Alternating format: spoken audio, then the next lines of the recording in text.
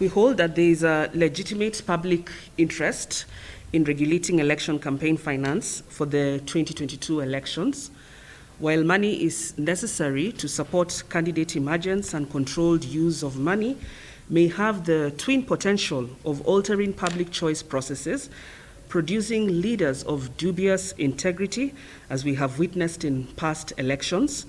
The lack of regulation and use of illicitly acquired money continues to exclude youth, women, persons with disability, and other already disenfranchised groups. Elections Campaign Financing Act inasema wazi ya kwamba IEBC inaweza vari hivyo viwango inavyofaa.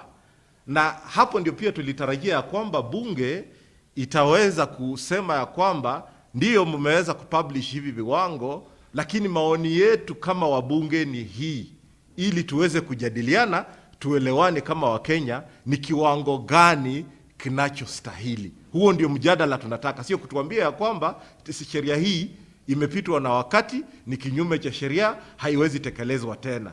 Tulisikia hizo story mingi 2013, tukasikiza 2017, wakati huu tunataka mjadala ambao unafuata sheria. Sasa hapo ndio sisi tunataka mjadala uwe.